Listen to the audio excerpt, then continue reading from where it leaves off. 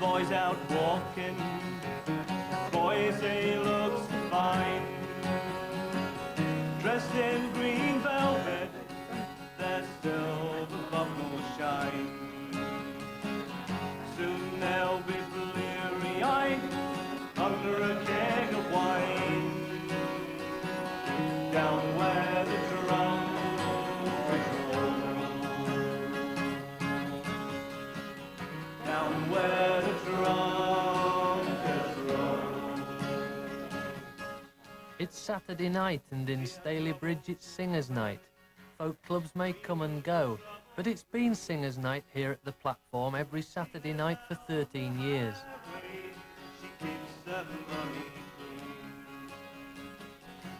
The singers, indeed the songs, are much the same from week to week, but they say there isn't a folkie for 50 miles around who hasn't at some time stopped at the platform, sung a couple of songs and moved on.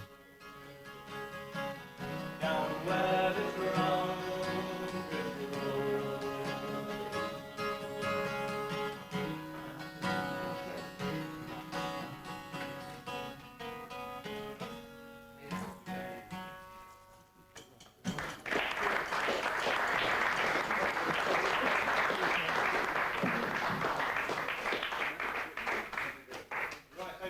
Welcome our first singer of the evening, all the way from Oldham, a nice warm welcome to Julia Smith, come on. They also call it Dot's Bar, and it's Dorothy Redfern with her husband Ken who dispense the real ale and warmth that keeps them coming. Come, me fair one, come now unto me.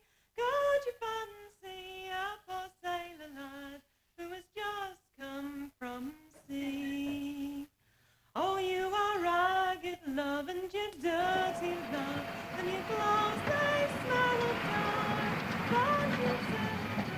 Platform 1 on Stalybridge Station. This is where they come to sing, and this is where Dot and Ken stand resolute against any efforts to change their unique buffet.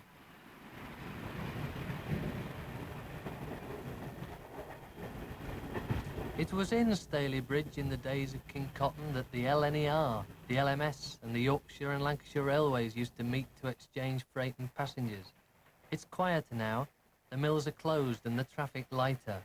But the station is still an important junction, and its affairs can still occasionally catch the public eye. On July the 20th, 1984, the Stalybridge Reporter cheerfully announced a happy ending to the battle over the station buffet, going on to report, a 10-month battle to preserve the Victorian features of the buffet at Stalybridge Station has been won. Environmental health officers had been insisting on improvements which, it was claimed, would have destroyed the character of the premises. But a compromise has now been reached, which is not expected to alter the character of the place. Licensee Mrs. Dorothy Redfern is delighted with the news. She has thanked architect Dennis Bowman for his support, and all her customers for rallying round. It's marvellous news, she declared. Dot's trouble had all started with a routine visit from the health inspector. He said everything was filthy. Even the marble counter was filthy, in that it's got joins in it. He said, filthy, filthy, breeding ground for streptococcuses or whatever they call them. I didn't even know what they were, but apparently they're filthy, filthy. He said, I can shut you down like that now, which was very upsetting. At the time, it all sounds very amusing now. So somehow or other, it went into the paper. I think it started with the local rag. Then it went into all the national papers. And via, I think, the Manchester Guardian or whichever more intelligent type of paper this gentleman called Mr. Bowman reads, suddenly I had a letter. It always stuck in my mind. And I'd never heard of him, never met him. And he wrote me a very brief letter. Apparently he'd read about my predicament in the paper and sent me a letter offering to help. That's it, when the health people came in and all Yes, this business. yes, and they want to take all this away and put plastic. Personal to Mrs. Dorothy Redfern, Stalybridge Railway Station, Stalybridge. Dear Madam, I'm astounded to learn from my morning paper that the railway company is proposing to alter your admirable refreshment room. You'll have my total support in your praiseworthy opposition to this intrusive and tasteless step. If I can be of further use to you in this matter, do not hesitate to call upon my assistance. Believe me, madam, your obedient servant, Dennis Bowman. When I came to see her about it, she was in almost terminal hysteria. That's it. So, of course, I picked up the phone, dialed this number, via his secretary, spoke to Mr. Bowman, and I just said to him, "Are you my most obedient servant?" And he said, "I certainly am." So I said, "Well, get down here and come and help." So he did, and he was wonderful, because he could talk to these people at their own level, you see. No. Cows or anything Some like gardening, that. I know. Dennis Bowman and the Redferns were happy to meet some of the inspector's demands. New sinks were put behind the bar, a fridge installed, and the cellar steps made safer. But the cabinets, the marble and the mahogany were all preserved. We did all the legislation bits, the bits that the law said, but when it came to covering things with formica, I mean, like this was sort of all dark shellacky stuff, I think they used to call it, and had to be covered with formica. My son, who's a great preservationist as well, said no way. So he had a sanding machine on a Sunday. Can you imagine the dust that came up from that? And he sanded it, sandpapered it, worked it for a whole day, with me with a vacuum cleaner out the whole time. And then, of course, he did it over with whatever it is, the polyurethane, I suppose it is. So it's a solid piece of mahogany. And that length of mahogany, it's worth a fortune. And so the next time he came, he just said, "Oh, I see that's been painted," and ticked it off, after all the hours of work that went into it. You know, After a year of careful negotiation and compromise, Dennis Bowman could give himself a modest pat on the back. got tax, diplomacy and all that sort of stuff. Oldham, 20th July 1984. Dear Mrs. Redfern, thank you for your kind letter.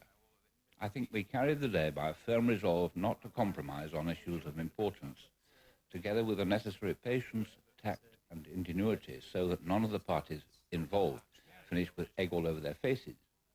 Altogether, a most satisfactory outcome. Yours ever, Dennis Bowman. That did the trick there. Just a matter of keeping ahead, you see. True. Man, you know all about this thing, don't you? Being an architect, that's it. British Rail regret, owing to a points failure at Winwick Junction, the 1802 for Huddersfield, Dewsbury, Leeds and York is running 30 minutes late. We apologise for the delay and any inconvenience. Yeah. It's just the weather, the points being frozen. And Yeah. So you're going to York? No, to Leeds. Leeds. Well, we've got one now. 5:40. Doing here now. What about York? That's the 1802, but that is running late, as we know of, half an hour at least.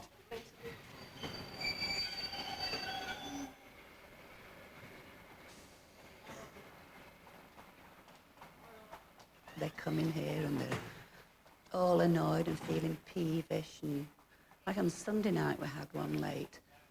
Last Sunday night we had one late. And there were loads of people in. There were people with children, there were elderly people, all business people, some forces going home.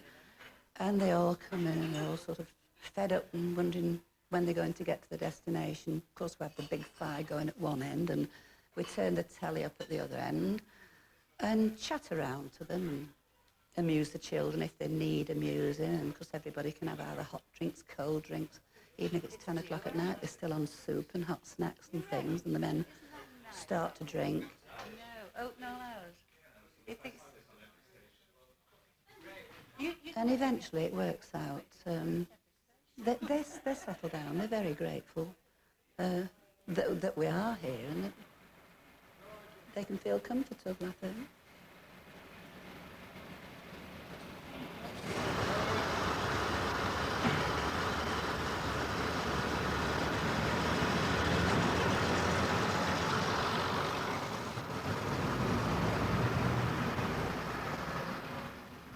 It's 15 years since Dorothy and Ken spotted the advertisement in the Manchester Evening News.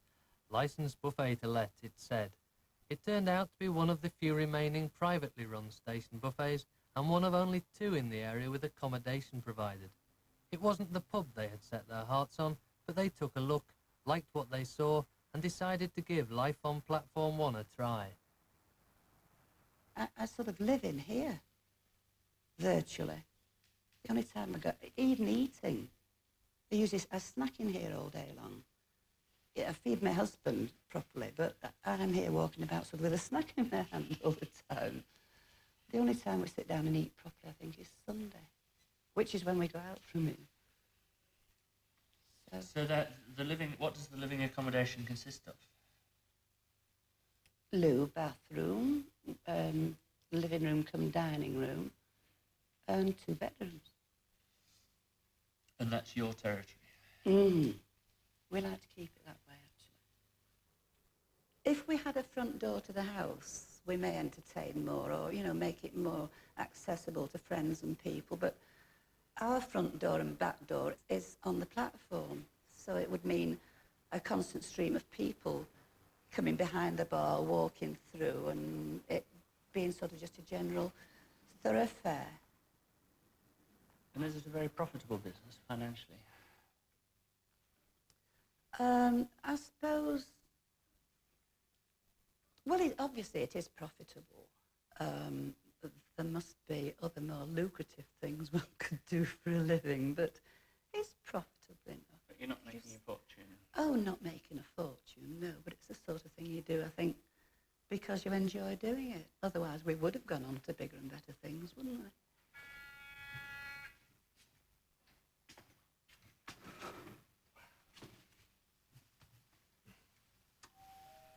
The next train to arrive at platform 2 will be the 1211 for Liverpool Lime Street, Connaught Manchester Victoria and St Helens Junction. The train at platform 3 is the 1217 train for Stockport, Connaught Guy Bridge. The train standing at platform 3 is the 1217 train for Stockport, Connaught Guy Bridge, with connections at Stockport for Crewe. Stockport train, platform at 3.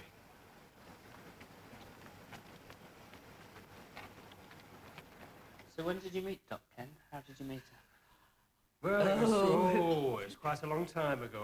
I worked at Gordon Tank, and there's a chap called Alan Ford, and he said, we'll go to Rogers and Morris tonight. I said, what's that? He said, it's a dancing school.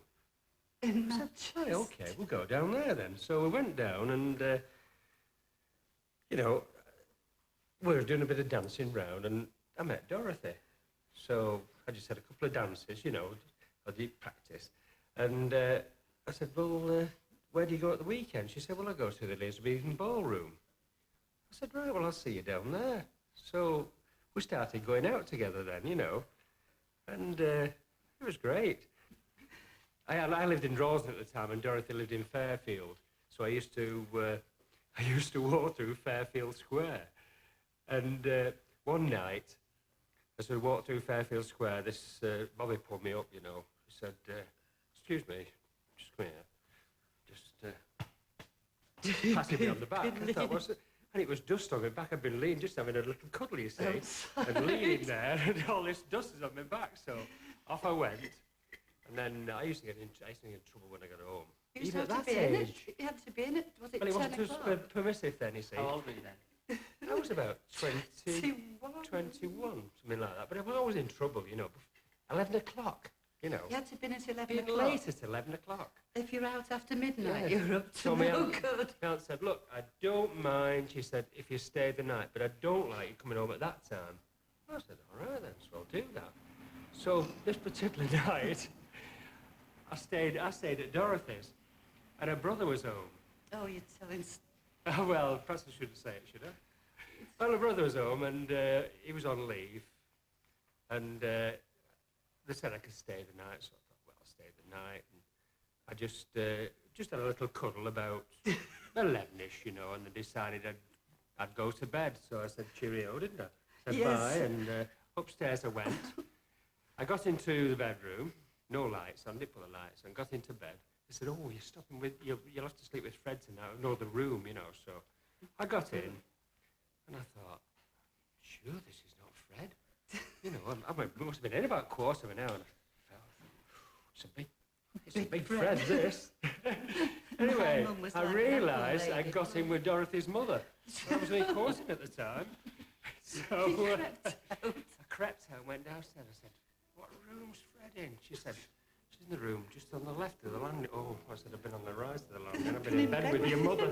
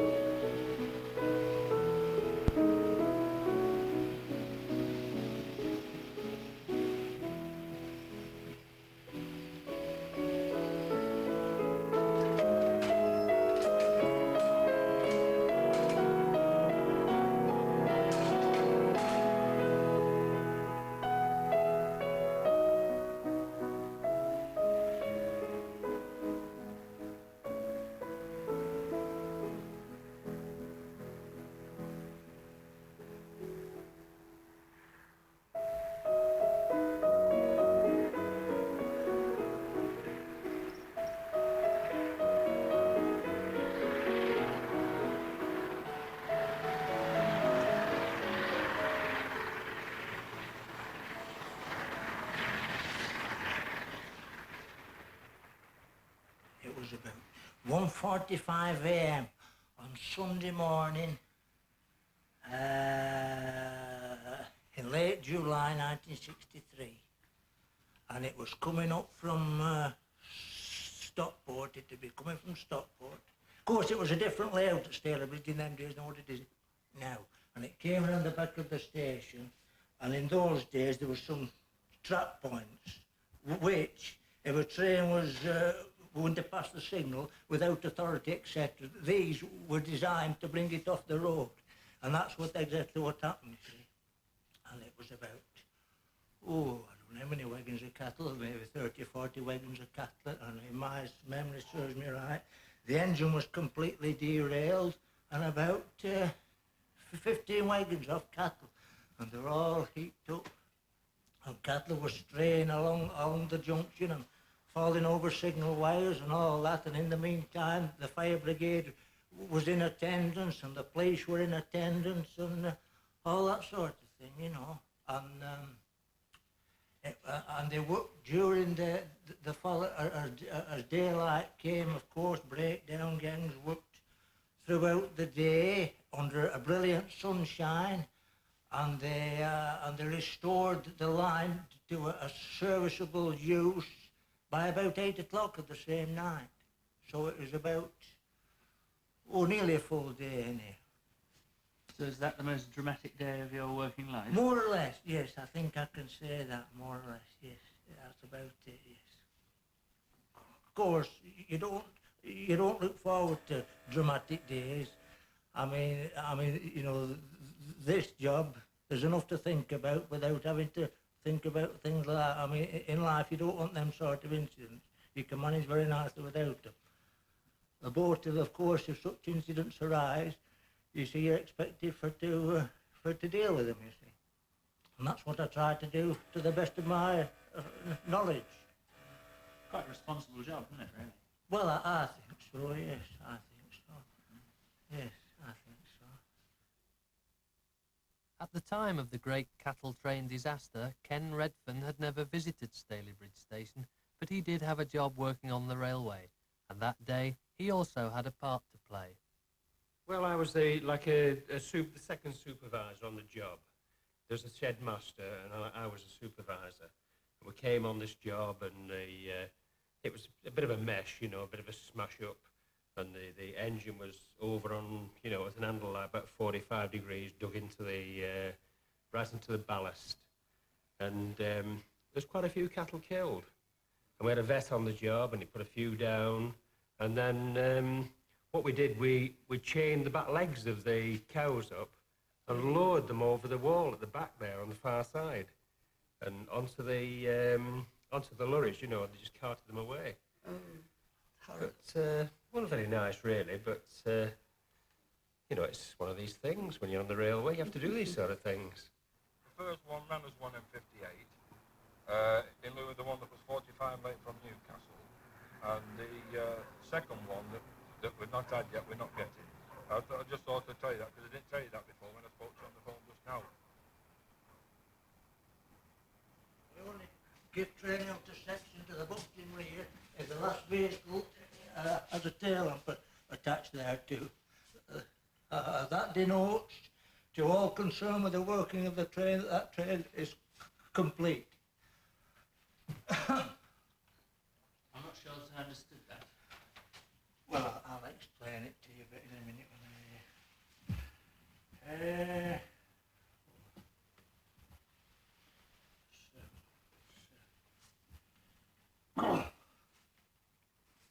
Am I all right to talk to you? Well, you see, if there isn't a tail lamp on the last vehicle, it indicates, or should indicate, that he's left something behind. And then we have to start looking for what he's left behind, you see, in case another train runs into it briefly. You see what I mean? I need 104. I don't need 109. Just load 1, 2, 3. Then 152.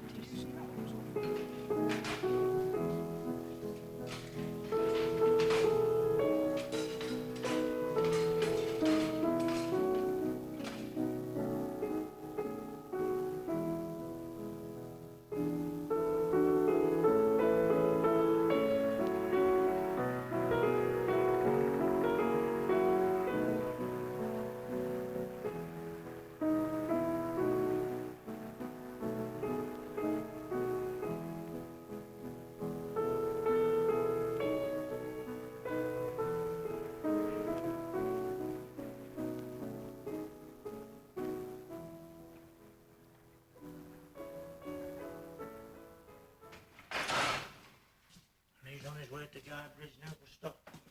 Under the watchful eye of signalman Ralph Harrison, the slightly delayed 517 to Stockport is on the way, its red tail light glowing reassuringly.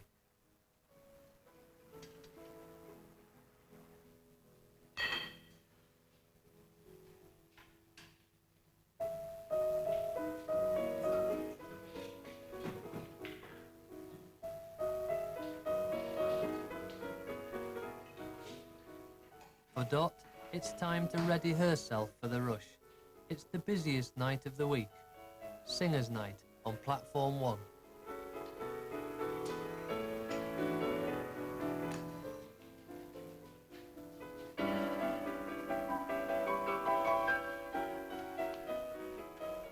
In deepest Transylvania, in the darkness of the night, in the dark around the table stand a host of empty souls.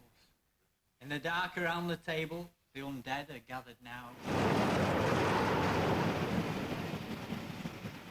Keith Joseph, Leon Britton, Nigel Lawson, Jeffrey Howe.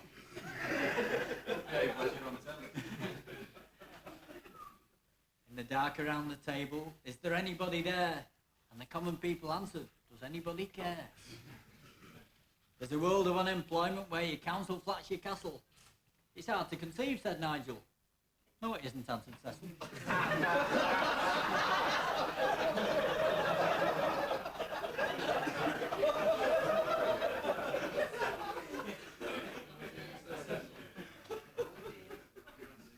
In the dark around the table, protected from life's ravages, there sits the grocer's daughter, surrounded by her cabbages. In the dark around the table, the undead are gathered now. Keith Joseph, Leon Britton, Nigel Lawson, Jeffrey Howe.